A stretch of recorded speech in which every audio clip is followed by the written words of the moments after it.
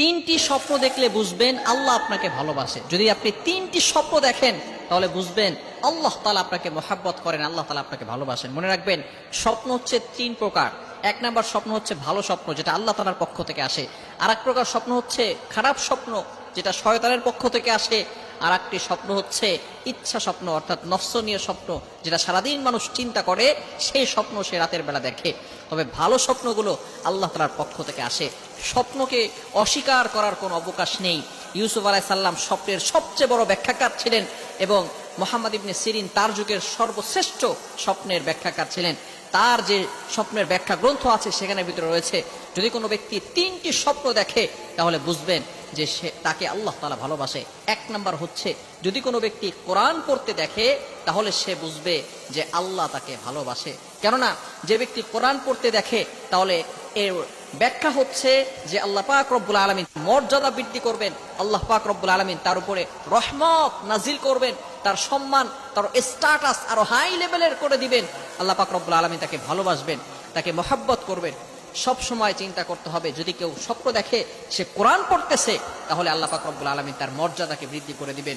এবং দ্বিতীয় নাম্বার, যদি কোনো ব্যক্তি স্বপ্ন দেখে সে গোসল করতেছে তাহলে মনে করবেন যে আল্লাহ তাআলা তাকে ভালোবাসেন। কেননা যদি কোনো ব্যক্তি দেখে যে গোসল করতেছে, এর মিনিং হচ্ছে, এর ব্যাখ্যা হচ্ছে যে সে যেহেতু গোসল করতেছে, গোসল করার মানে হচ্ছে যে আমরা আমাদের অন্তর থেকে পরিষ্কার পরিচ্ছন্নতা হওয়ার জন্য, আমাদের শরীর থেকে আমরা ময়লা দূর করার জন্য গোসল করে থাকি। সুতরাং যে ব্যক্তি দেখবে যে সে গোসল করতেছে স্বপ্নে, আল্লাহ পাক রব্বুল আলামিন তার ভিতরের অন্তরের যে গুণাগুলো রয়েছে এগুলো আল্লাহ তাআলা পরিষ্কার পরিচ্ছন্ন করবে।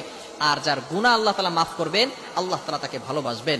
এবং তৃতীয় নাম্বার হচ্ছে মোস্ট ইম্পর্টেন্ট সাবজেক্ট, সেটা হচ্ছে কোনো ব্যক্তি যদি দেখে নামাজে কান্নাকাটি করতেছে, মুনাজাতে আল্লাহ তাআলার কাছে কান্নাকাটি করতেছে, তাহলে এর ব্যাখ্যা হচ্ছে আল্লাহ তাআলা তার যত চাওয়া পাওয়া আছে সেগুলো অ্যাকসেপ্ট করবেন, কবুল করবেন। অর্থাৎ আপনি আল্লাহ তাআলার কাছে কিছু চাচ্ছেন, হঠাৎ করে আপনি স্বপ্ন দেখলেন যে আপনি আল্লাহ তাআলার কাছে মুনাজাতে কান্নাকাটি করতেছেন, আপনি আল্লাহ তাআলার কাছে কাঁদছেন এবং চাচ্ছেন, আল্লাহ পাক রব্বুল আলামিন আপনার যে চাওয়া পাওয়াগুলো আছে সেগুলো আল্লাহ তাআলা কবুল করবেন এবং আপনাকে আল্লাহ তাআলা ভালোবেসেই সেগুলো আপনাকে দান করে দিবেন। সুতরাং এই তিনটি স্বপ্ন যারা দেখবে তাদেরকে বুঝতে হবে আল্লাহ তাআলা ভালোবাসে।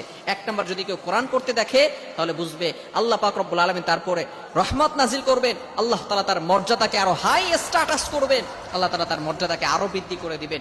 দ্বিতীয় নাম্বার, যদি কেউ গোসল করতে দেখে আল্লাহ তাআলা তার অন্তরের যে গুনাহগুলো আছে সেগুলো পরিষ্কার করবেন, পরিচ্ছন্ন করবেন, আল্লাহ তাআলা তাকে পবিত্র করবেন।